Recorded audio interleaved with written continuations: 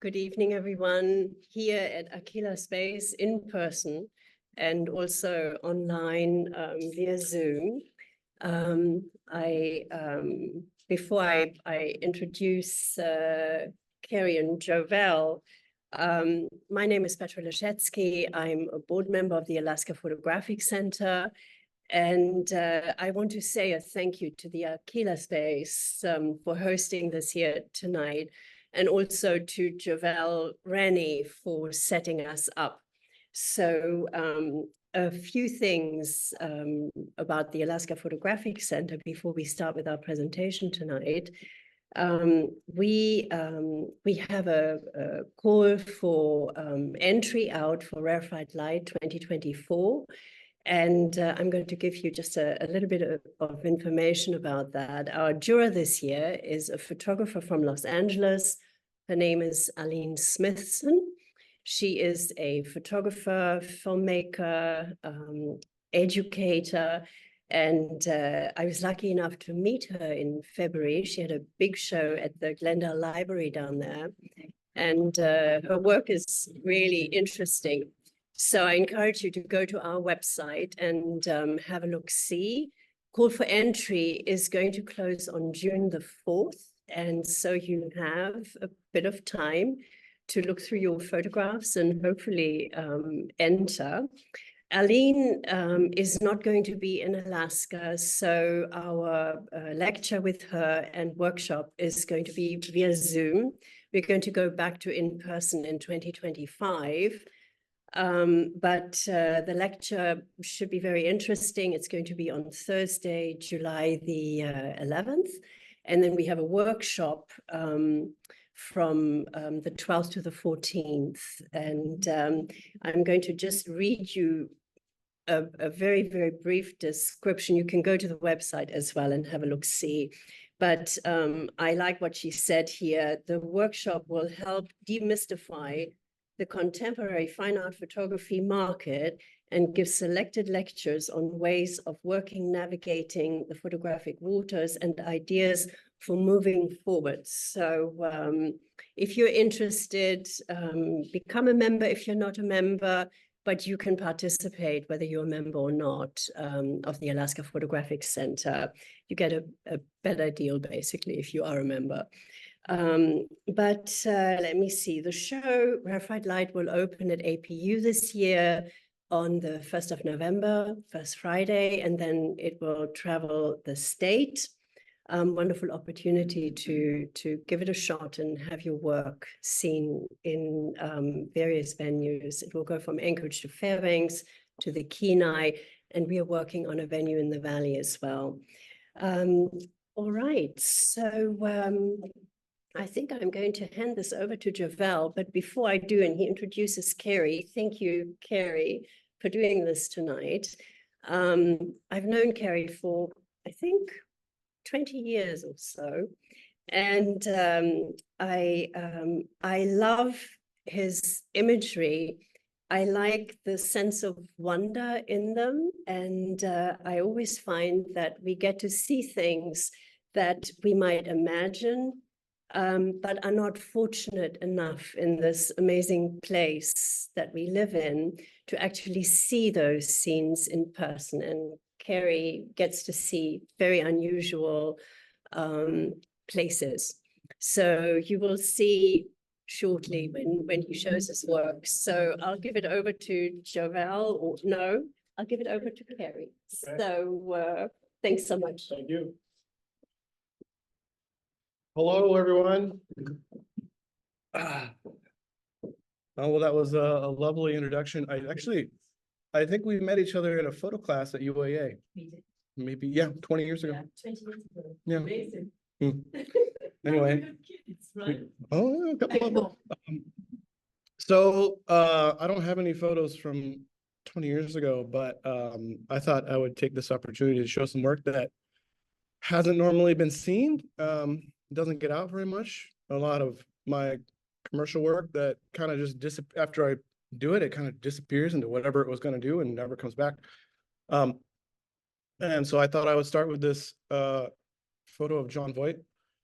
This was this was 10 or 12 years ago. They were shooting a film in Anchorage, and they were shooting some scene with John Voight, and I was a fill-in for Beth Skabar was shooting stills, and she couldn't do it that night, so I stepped in.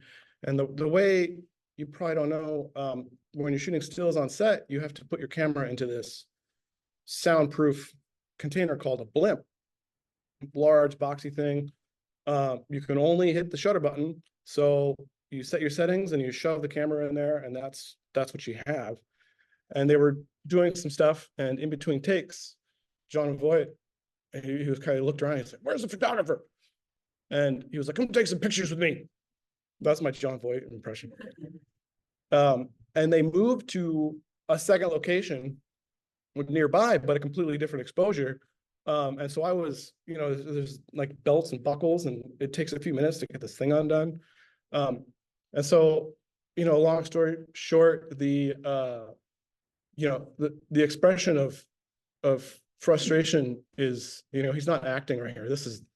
That is actually, he was pretty disappointed in me. Okay, we'll move on. So this is some more early work. I did a lot of stuff with the Anchorage Press. I did a lot of their covers and feature stories. It was kind of how I got myself going in the editorial commercially world, and met a lot of people.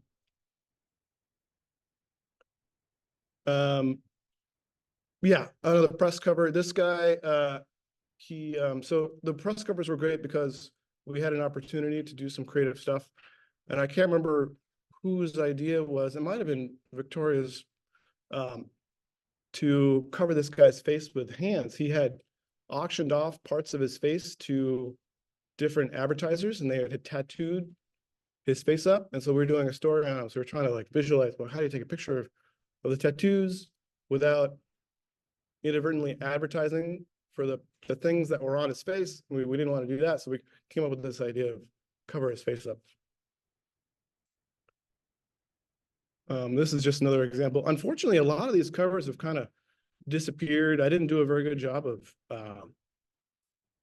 keeping them, and they were on newsprint, and so they kind of, I didn't get a whole lot of copies of them. This was a story for, I think, a gluten allergy. This was my friend Natasha's kid, who's like 10 now, but That's Jack. That's Jack, yeah. Anyway, I feel sorry because we made Jack cry for the cover, but only for a second. He's okay. Moving on a little bit, this is Bum You On. This is kind of a funny. So they use this photo all the time for their promotional stuff. And the thing behind them is actually that moving Van Gogh exhibit that came to town like 12 years ago. They were doing some stuff with it, and I came and shot some things, and so a little piece of Van Gogh has been traveling along with them this whole time. I think this was a portrait for Alaska Business Magazine. This was an extremely short-lived project. I had this idea to do portraits of artists in Anchorage, and it started and ended with Quinn. I just never got around to doing another one, and so I only did him. This is backup set.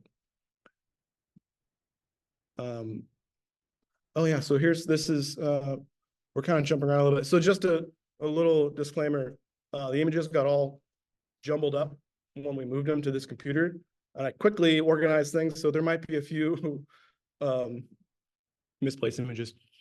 Okay. Yeah. This is staining in Ketchimak Bay.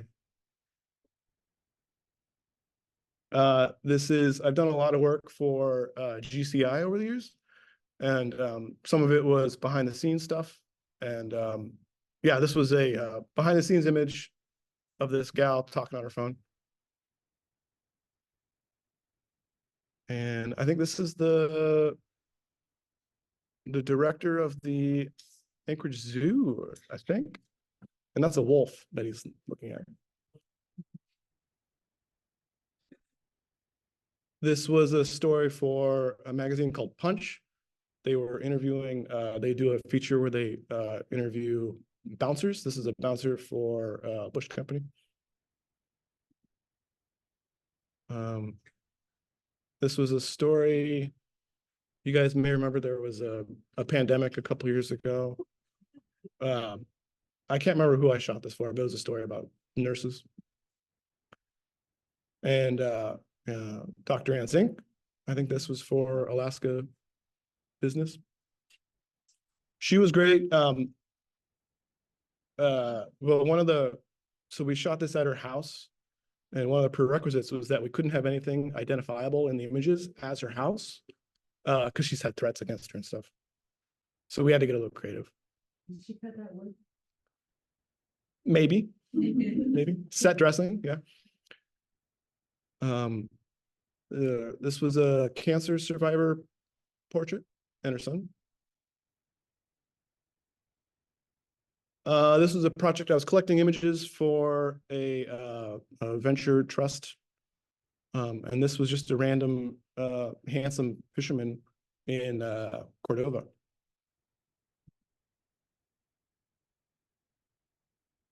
And you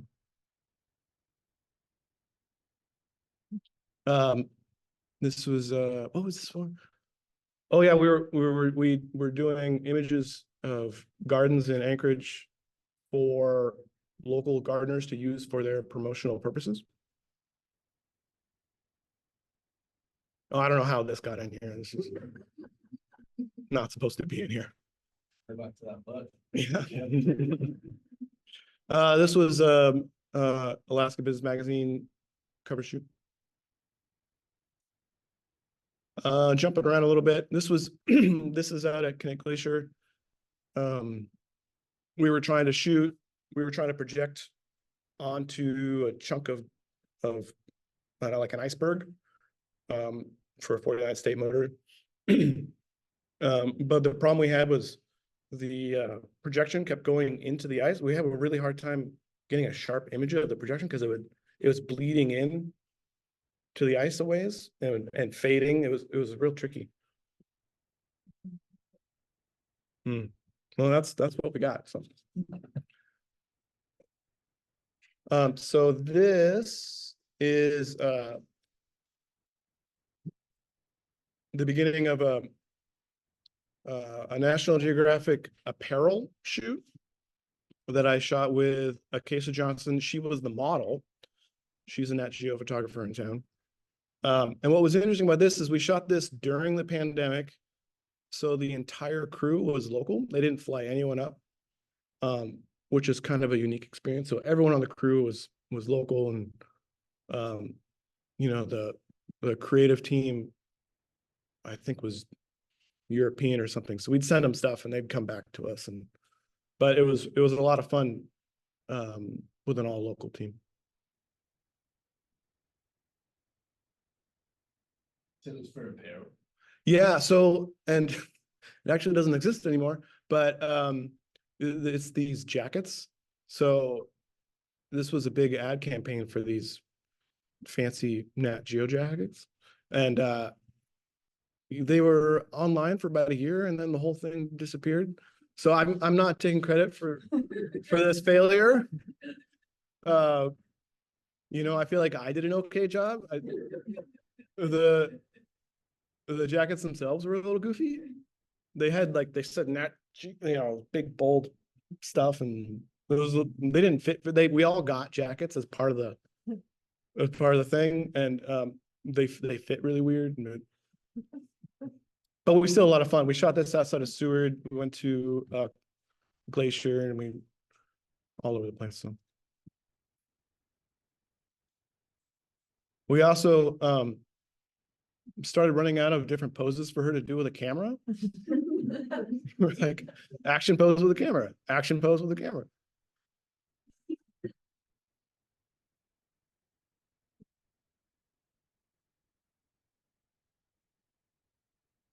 And one of the other interesting things is they still wanted this editorial approach. So I wanted minimal editing. You know, I couldn't Photoshop anything. They wanted like a Nat Geo feel to it.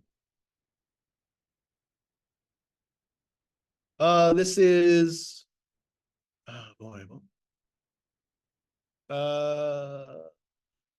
some travel. This was some travel Alaska stuff. That's what this is.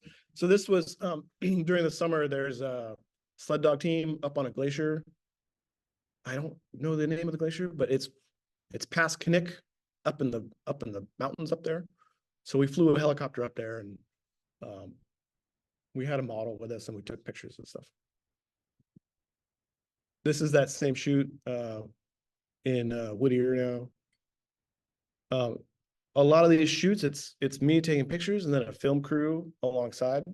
So the stills don't necessarily make a whole lot of sense because we're shooting, like the film crew is getting her saying something and I'm getting these stills. And so there'd be like copy block explaining what's going on in the final product with my image. More of that, you know. This is Elsa in Halibut Cove, yeah. She's one of the captains of the Danny J. This is in Huna. I got to go there to take pictures. A similar thing where it was just a collection of images for the local businesses to use however they would like. And part of that was me being able to go down the world's largest zip line. And it was pretty fun. It was very hard to take pictures of though, because it was lightly raining. And we kind of timed it. So there's this girl she was like 95 pounds and she goes, and then the guy didn't time it quite right. And almost immediately I go. So she gets ahead of me a little bit. And then I very quickly go flying past her. And I can't see, like, there's rain in my face and my glasses like start to fall off my head because it's the wind. And I can't see anything. And I'm just holding the camera down and shooting in her general direction as I just went flying past her. So, so it was a lot of fun, but it was very stressful. I got one shot. Yeah. Yeah, this is kind of just sense of place Huna stuff. I was there for a couple of days. And part of that was doing portraits of local business owners. And this was, they had a traditional canoe team, and this is one of the members of that. More local business.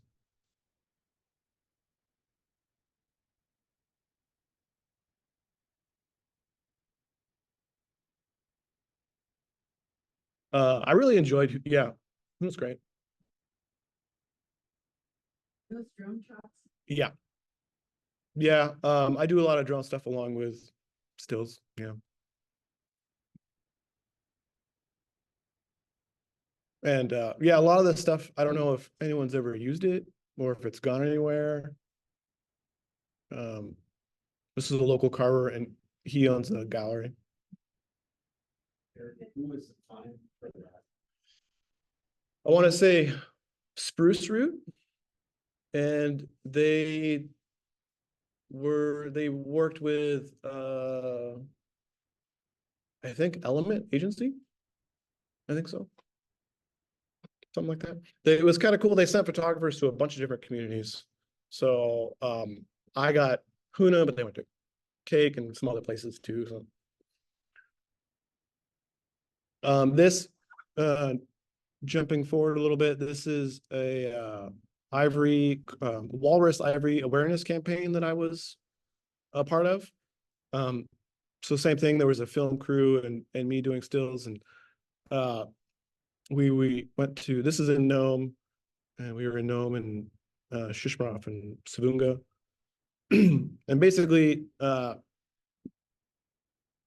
so there's a national ivory ban because of walrus ivory, but oh no, I'm sorry, elephant ivory and walrus ivory gets gets lumped in with that. And so this was a campaign to try and show that, you know, it hampers these artists.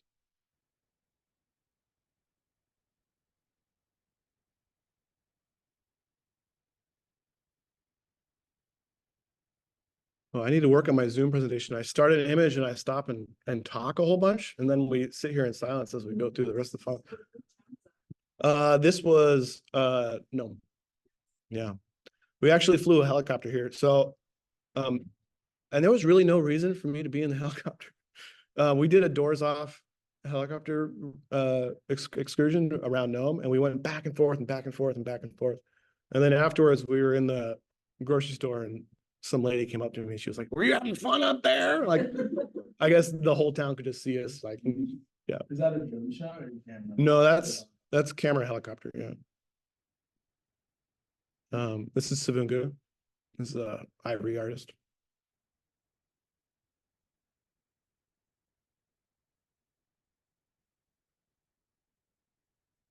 Some more Savunga.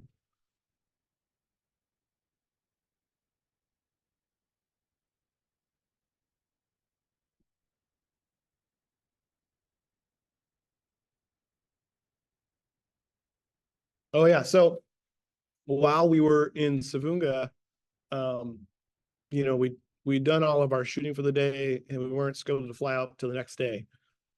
So we were there that night, and it got to be about midnight, and it sounded like a circus outside. Like everyone was just outside, and there was four-wheelers everywhere. And everyone was just hanging out outside. And it was the middle of summer, so it was still pretty bright, and there was this fog that had settled down. So it's kind of like this, it was like an interesting atmosphere. So I decided to just go wander around and see if I could find something. And these four guys came wandering out of the mist, and they have pellet guns, and they were vole hunting. So I asked if I could just follow them around, and they were cool with it. So Did you say bold? yeah, going after little rodents. Yeah, so I just spent like an hour following these guys around. That's the plumbing. It's all above ground.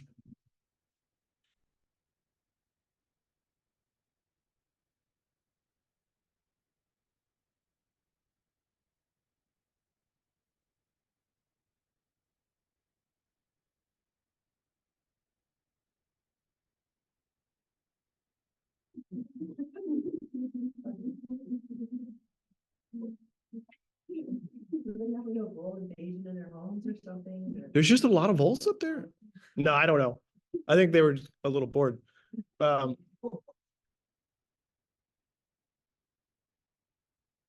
that we use a lot of squirrels. Yeah, I hung out for about an hour, and then I felt like I had used up my goodwill, and I wandered off. Bulls with bulls. Yeah, I didn't stick around to see what they were doing with the voles. Did they get it while you were following? I think so. Tiny little screams. No, I don't know. I didn't. I was so focused on composition and trying to get the shot that what they were actually shooting at wasn't. You know, they didn't hold up any trophies or anything. This is more. This is the airport in Savannah.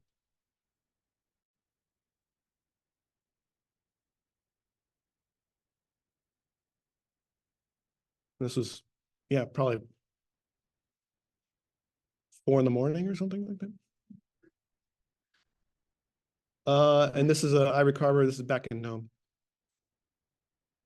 This is Shishmarov. Those are all fish camps, I think. So this is an ivory carver. And one thing, so I show people this image, and they always assume he's baking bread, but that's his ivory station, and that's ivory dust that he's smacking, which is, it made for a great photo, but I was just watching ivory dust settle all over me and the camera, and it made me very nervous, but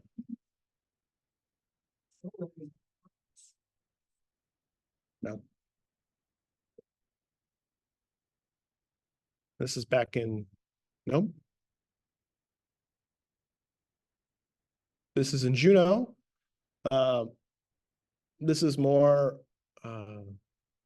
this was a COVID safe travel campaign, I think. And this was set, we did like a fake reality show set. And so we're pretending he's filming a reality show. Which I think made more sense for the film crew that was next to me. And I think that's a Worrell. Oh, that's Kai. Oh, is it? I think so. Okay. Yeah. This is part of that same campaign. We went out to Katmai. And this was a real challenge. I don't know how many of you have been out there, but so you go out to this viewing platform and it's pretty packed. And I don't know if it's like this every time, but I think we had 15 minutes. So you go out in 15-minute blocks.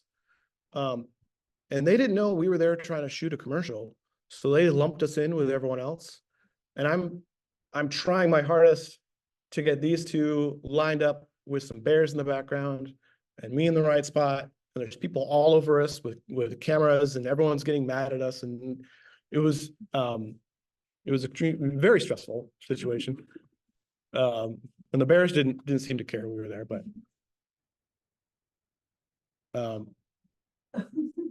I'm just gonna add a couple of bear shots I got out there because I don't do anything else with them, so you guys get to see them here.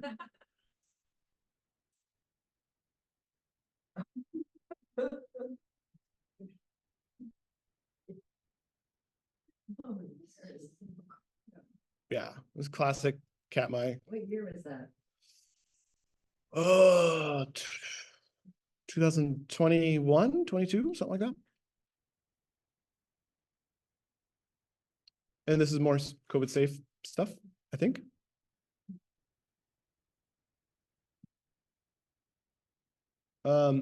This is a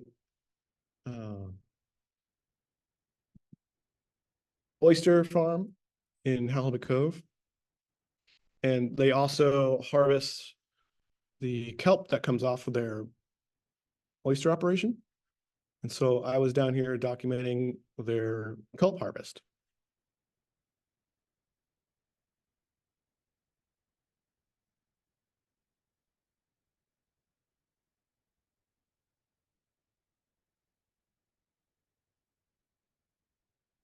I think next time I do this, I'm going to have music also because this is a lot of. And if you guys have any questions or anything, comments, feel free to ask and I'll do my best to ignore you. So.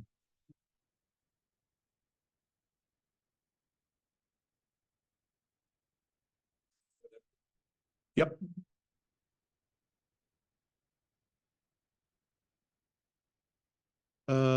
This is a anti-Pebble Mine campaign I was part of. So now we're in Dillingham. I thought about making a joke and saying this was a pro Pebble Mine thing, just to see if you guys were paying attention. I decided not to do it. Not going to do it. Yep. Yeah, we went down. So, and I wasn't in charge of the planning. We got there very late in the season for salmon. So everything was pretty spawned out and the boats were all done. And we were trying to find fish. We got this is a biologist guy. So we found him. And this gal, boy, I can't remember her name. She was down, so she was just working on her net down there at the what's the name of the big lake? Yeah. She was just mending her net and we kind of just started talking to her and it was me and this other guy and she just out of nowhere offered to take us in her grandson's boat or maybe his son's boat to this spot where there was fish spawning. So we all hopped in with her family who didn't know who we were. And then I was taking pictures and we went off and shot that thing. And the next day when the film crew was there with the biologist, we went to the exact same place. So that was kind of, it's the harbor. And they had a little event there that I covered as well.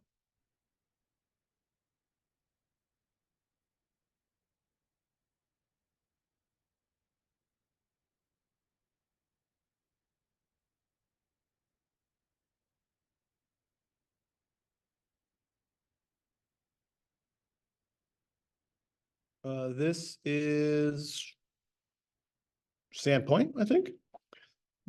So 2 years ago, I was hired to update photos and videos for the Aleutian East Borough. So we went to 5 different communities and we shot a bunch of stuff. They were very interested in like infrastructure photos and portraits of their board members and things like that. So I'm not going to show any of that stuff, but I did manage to take some other pictures while I was out there as well. Like this guy.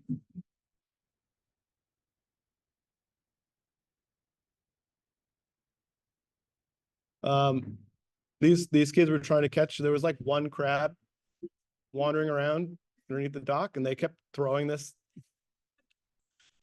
thing on it. It was pretty fun.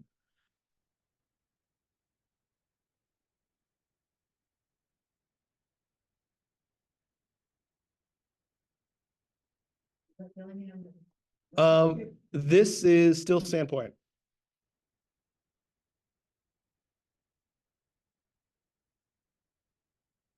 Yeah. So that's every one of those is a whale doing its whale spout thing. Are there any marine biologists in the house? Could tell us what whale is? I don't know what whale this is. Well, it's something. Anyway, yeah, there was dozens of whales, and we were out pretty early in the morning. We took a boat out to go around. We're on the other side of Sandpoint now. And we met up with some seiners. I think seining might be like the easiest fisheries to photograph. Because like the net is thick and you got buoys everywhere. And then when they bring fish on, there's like fish out all over the place all of a sudden. It's great. General wildlife. I don't really share wildlife photos, so you guys get to see a bunch of those tonight. We're not in Sandpoint anymore. Now we are, oh boy, it's the really, really small one. It'll come to me in a second.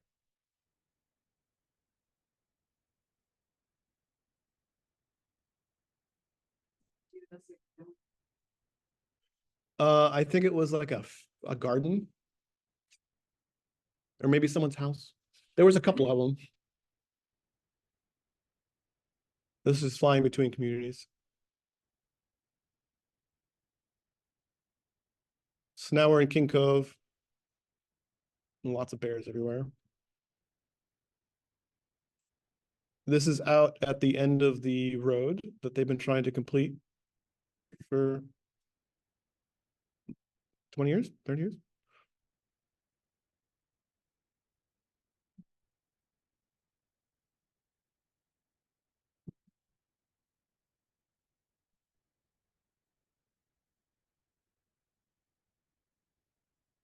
King Cove resident.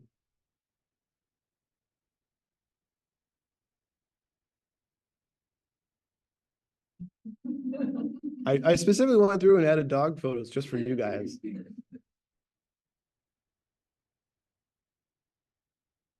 More King Cove.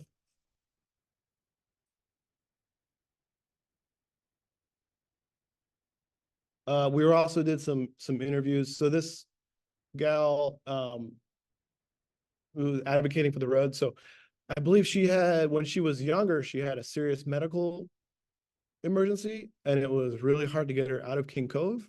And it would have been easy if they could have driven to Cold Bay.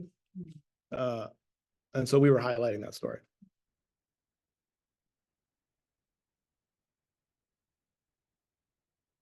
This is on the other side. So this is Cold Bay, end of the road on that side.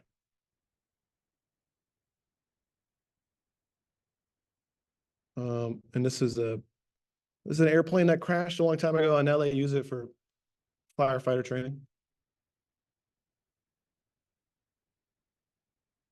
Where you shoot your bears, like, are you afraid?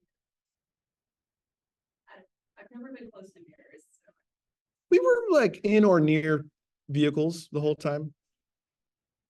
Yeah. And they really didn't want it. They were like always running. It was kind of annoying. They kept running away from us. And so they'd run away and we'd drive down the road to kind of go around, and then they'd run the other way. And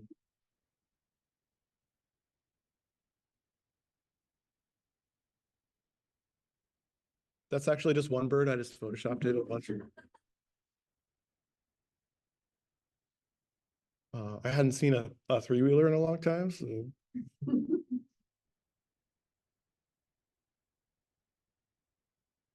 One of the things the East Borough specifically requested was flower photos, so I have a lot of those too. This is more Cold Bay.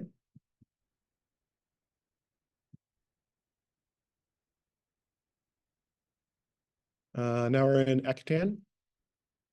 And the only way, well, there's more than one way to get there, but one of the ways to get there is this helicopter. So their airport is on one island. So you fly to there, and then a helicopter takes you to Akitan. Stop there, right? Maybe. Yeah, I think so. Well, and the helicopter lands on, I believe that's a hovercraft landing zone. And I think I don't think the hovercraft ever, I don't know the story. I'm on record, so I won't say one thing or the other, but.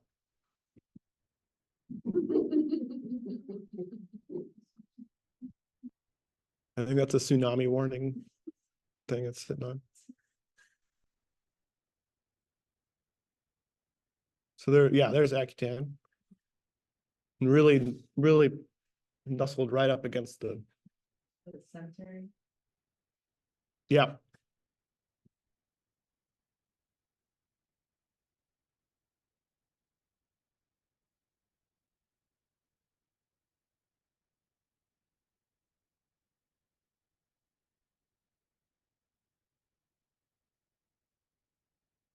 This is a drone photo of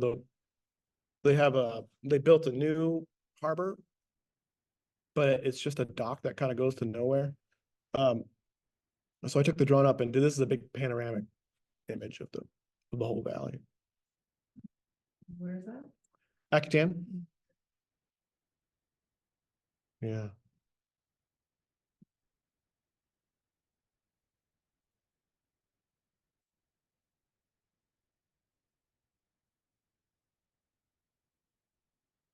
Weather was continuously changing out there, so.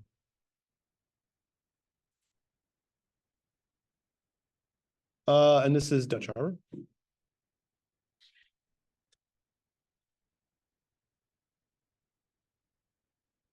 Okay, so now we're into some travel Alaska stuff.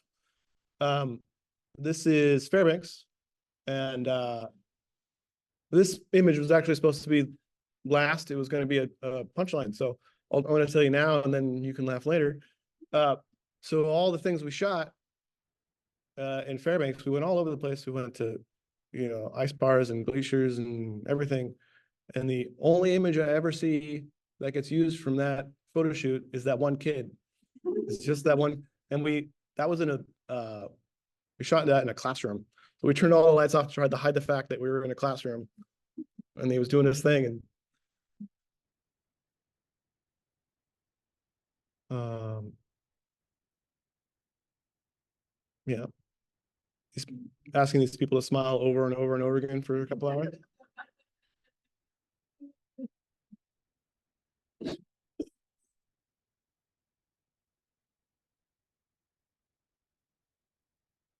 I think this is Kastner. It probably doesn't look like that anymore.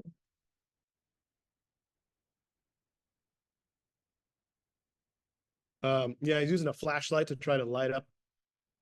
It's the ice in there a little bit, get some texture. And then this is actually not in Fairbanks.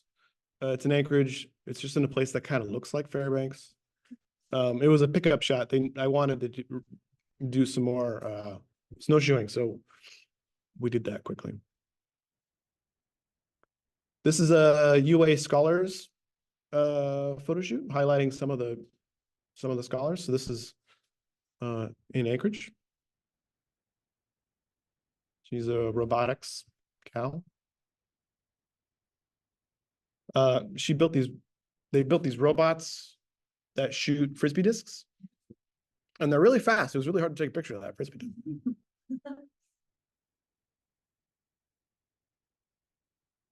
And there's more Anchorage UA Scholars. This is Fairbanks. Same thing. UA Scholar guy. More Fairbanks. This guy was a tough nut to crack to take pictures of. He was pretty stone cold the whole time. Now we're in Juneau. And Juneau. Ooh, now we're into Titlic. Last year, I went to Titlic to cover their Culture Week, and it was for their 50th anniversary. So there's lots of kids everywhere. They were all doing cool stuff. I'm actually going back out to Titlic next month.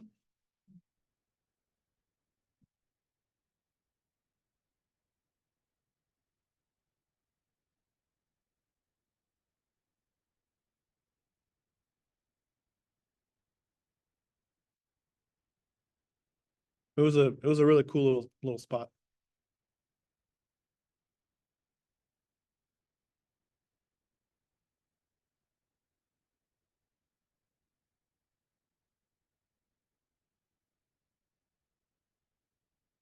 Did you go by boat? No, there's a direct flight from Anchorage. Wow. Yeah, it pops right over. Yeah.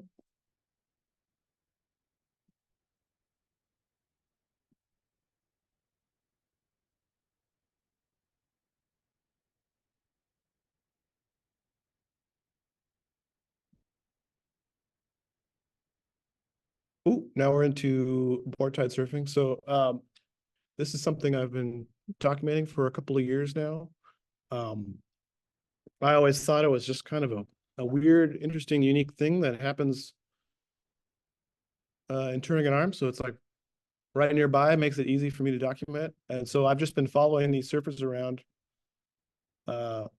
as they do their thing for years and years now, 5 years now.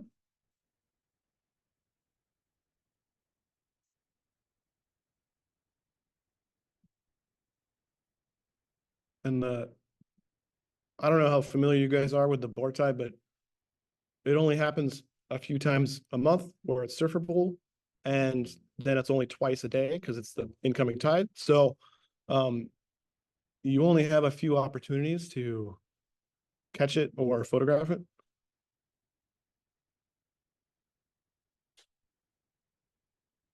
Good shot.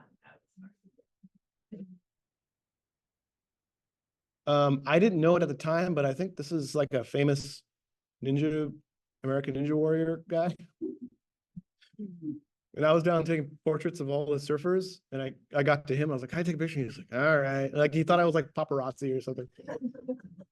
And it can get pretty crowded.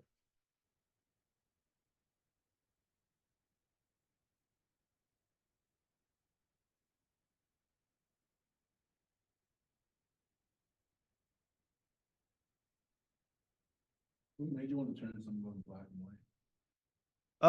Like the tonal quality, it just feels. I think I go back and forth on it, and if it feels better, I'll just go with it. I try not to think about it too much. Like if it just feels right.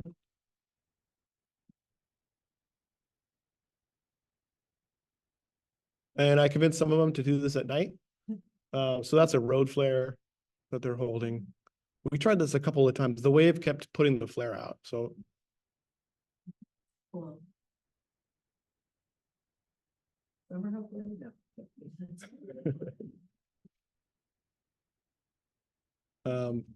and this was up at the museum a couple of years ago. This actually went up right before the pandemic, or right after, or right before. Yeah, it was like the week everything shut down, so no one went to my show. Oh, wait. Oh, Javel went to my show. This was supposed to be it. There's a video only projection at ConocoPhillips right now. And I talked to the museum there. So Lauren went the other day and it was just this like green screen of death. I guess they had a power surge and it reset everything. So they are trying to make it work because you have to, it's two projectors side by It's side. fixed now. It's fixed. Yeah, I was there yesterday. Well, you could have told me that before I went. You're not doing a very good job being my support here. I fixed it. Where's the video? It's at the ConocoPhillips. ConocoPhillips. Okay. Oh, do you want to sit here? Yeah. Oh, over by Claudia in the ConocoPhillips building.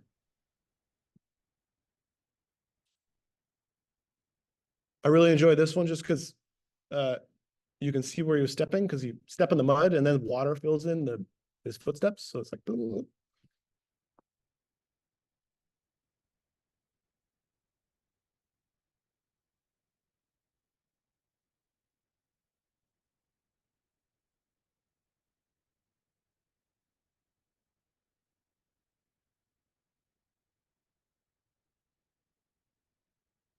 So now we're into kind of like the cloud chamber stuff. This is kind of an ongoing series where I'm exploring glacial forms using long exposures of drones and long exposures of flares and basically whatever I can get my hands on. Just kind of a personal exploration of the space-time continuum a little bit. This is Knik Glacier. And is that you like flying yourself? Yeah, that's the drone in the air. So there's I think a 30-second exposure, maybe going across, lighting up the face there.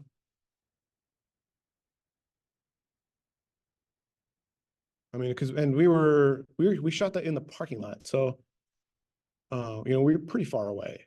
It's quite a large. So you'd light up the glacier and then you just fly. Yeah.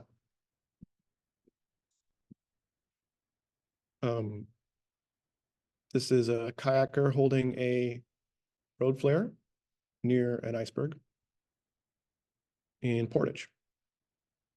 It's actually my brother. I think he prefers to be unnamed though, so yeah. This is actually the same iceberg. We went out and just left the flare there and he paddled away.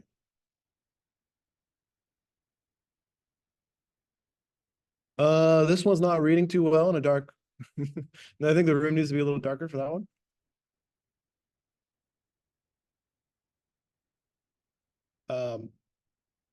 So this is a light on a drone, and I'm just doing pass after pass of launching the drone straight up in the air. It's kind of interesting when I explain what I'm doing with these images, I almost always get a reaction of disappointment. They're like, "Oh, it's just a drone." I was like, "Well, this was really hard to do." It's like you have to like time it and get the exposures right. And, How long was that? those were 30-second exposures. Yeah. Yeah, no one appreciates. This is two drones. So one drone is parked up in the air looking straight down, and then another drone is right next to the sea ice there doing circles.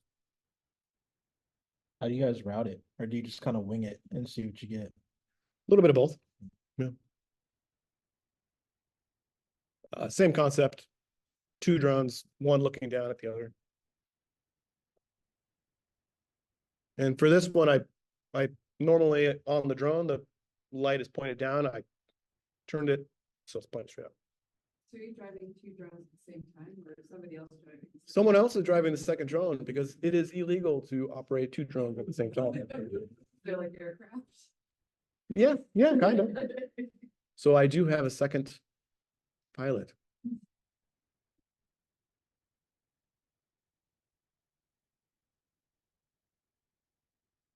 This is Portage Glacier.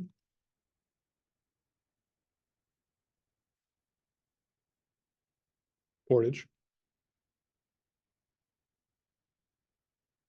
This, oh yeah. So this was kind of fun. So we're pretty close to the glacier here, and the ice is all chopped up from stuff calving off. And I wanted to fly the drone all over the place, but I forgot to bring, this was one of the older models. I forgot to bring a screen for the controller. So it defaults to like a 30-foot radius if it doesn't have a screen on it. So that was just as far as I could take it. Now I had it light up the front.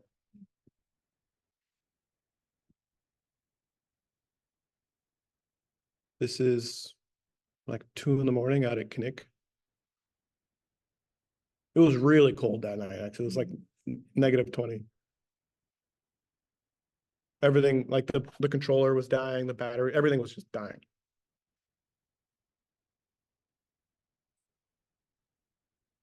Somewhere in Turnagain Arm.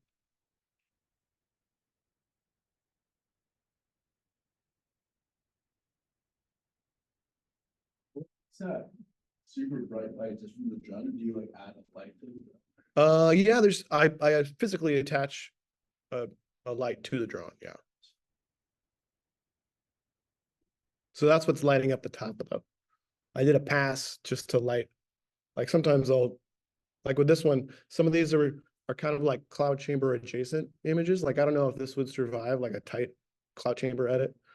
But I used it to kind of give some texture to the top of the peak there.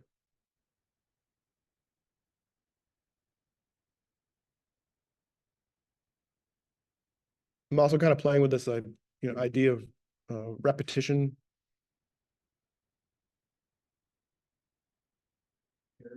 Are those multiple exposures? Yes.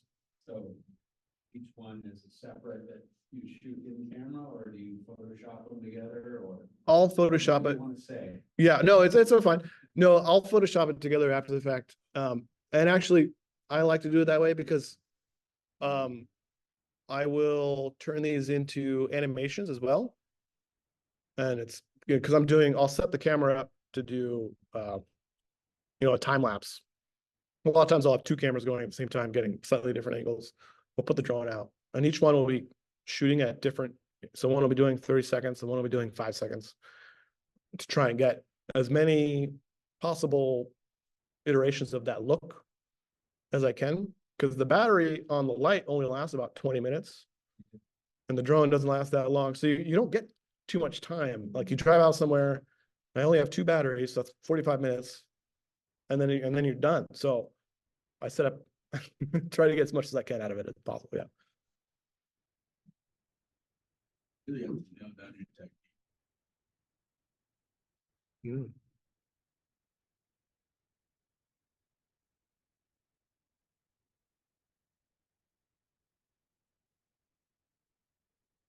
You have like a support crew in case you slip or trip or fall. Yeah. It's just me. Well, that's Josh Corbett right there. But mostly it's just me. And I kind of prefer it that way because it takes a lot of time to set the cameras up. It takes a lot of time to set the drones up. It just takes, if you have someone else there with you, I feel like I have to rush a little bit unless they're actively doing something. If they're just waiting for me to do the thing. Yeah. Yeah, this is another cloud chamber adjacent image. We use the drone to light up. This is Byron. I only asked, Aurora Dora I don't think so. is Aurora photography, but she'd been on her own and slipped through the ice and had to like use a tripod to get her out. Oh, I'm pretty safe about that stuff. I mean, I say that, and this next image is we're inside a melting glacier. So we climbed into Byron, and at this point it was pretty melty, and we were able to climb in and go all the way under and pop out the other side on top. And so we had a climbing buddy, and he went around and rappelled in, and so all the light you're seeing is different exposures of his headlamp. So I had to get, you know, a pretty quick exposure of him, and then I had to get longer exposures of the water on the ground. And, you know, so this is multiple images that I had to stitch together to make work. Just because the nature of the light on his headlamp. But this was super fun. The other thing too is it was like super loud in there because of the running water. I could not tell him what to do. I was yelling at him and he couldn't hear me. So I was just kind of hoping he would do his thing, and he kind of just did his own thing for a while and then rappelled down. But yeah, communication was utterly impossible. Yeah.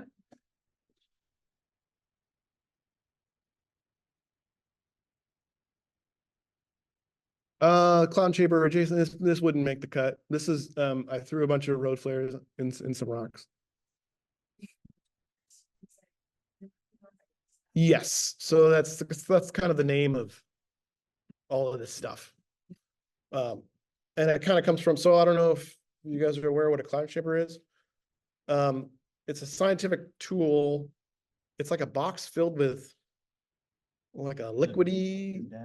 Yeah, it's got like things in it. Anyway, it's like a super sudsed up liquid. Someone else probably knows the technical term. Anyway, what you use it for is when space particles fly through it, they leave a trail. So you can see, and you can see otherwise things that would be invisible. So that's kind of the name of it. When I first started doing this, I was like, oh, this kind of looks like a cloud chamber in the sky. That's kind of cool. And that's kind of the name that stuck.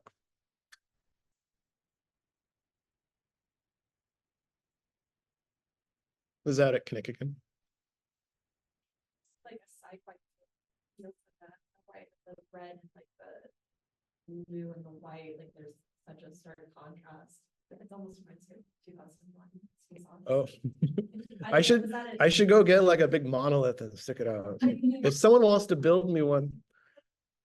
Yeah, well, this was just sort of a lucky accident. So we were getting ready to go, and the guy in the side-by-side put his foot on the brake and it lit everything up behind him. And so I like yelled at him. I was like, don't fucking move. And I dragged the camera back out and shot this.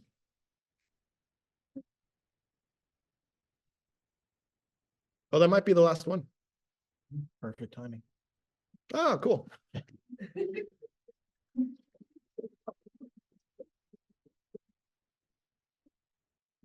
Let's see if you got any questions in the chat.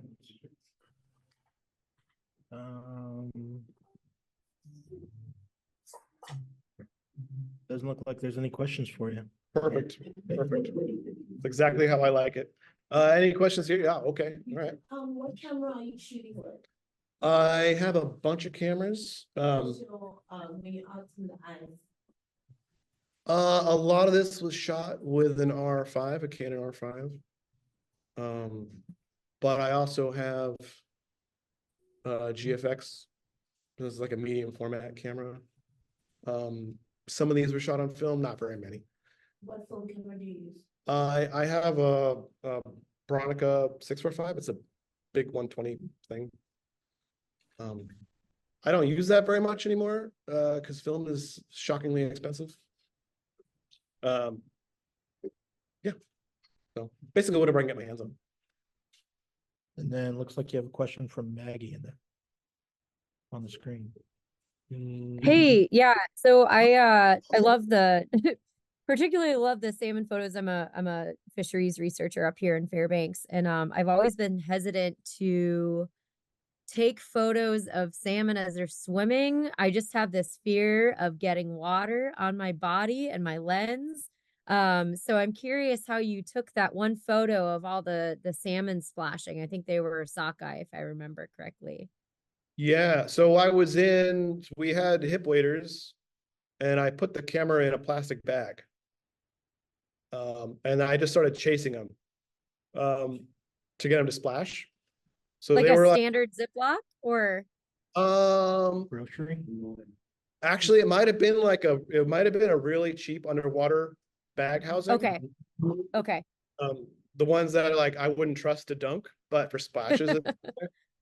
And yeah, and they wouldn't do much. So I started just running up the stream and they all splashed and took off. And that's how we did that one. Okay, yeah, I was just curious about how you handled all the water. So thanks. Everything was pretty waterproof. I have a question for you. Mm-hmm. How does it feel to be an environmentalist's worst nightmare? You're splashing salmon, you're throwing flares everywhere. This talk is over. They weren't spawning right there. They go up this was the mouth of the river. Whatever you say, man. Mouth of the river. I wasn't the only one. I wasn't the only one walking around that river. There was a whole film crew there. Oh boy, you're gonna cancel me. Yeah. And the road flares, I go pick up the little nubs. So those nugs come home. Katie. Fireworks. Yes. Yeah, I did a previous series where we shot a bunch of fireworks. And I didn't really include any of those in this. That must be fun, kind of like pyromaniac, A little bit. I mean, I kind of so we have road flares and I also have a flare gun, and I really like the flare. I don't use it very often because it's kind of expensive to reload it. But that's great when it's really windy. So that one shot with the arc, it was gusting wind, and so all the little sparks were just flying all over the place. But yeah, again, like whatever I can get my hands on, if it's like a light or a flare or like a spotlight or Maybe I'll use it. they could, and when all the air taxis are updating their survival bags, they have outdated flares, maybe you could get some. I do have a source on that stuff already, but thank you. Yeah. Cool. Any other questions? Okay, yeah, one more. Is Cloud Saber like an ongoing exhibit, or is it like personal work, or like is it for a client, or? It's personal work that's ongoing. Yeah, I don't feel like I'm done with it just yet. Still working on it. Yeah. Although I suffered a minor setback. I have two of these little lights that are small enough to fit on the drone, and one of them fell off into portage the last time I used it. Yeah, it was really cold, and I had gaff taped it, but it kind of came undone, and it went spiraling into into a crevasse. So now I'm down to one light.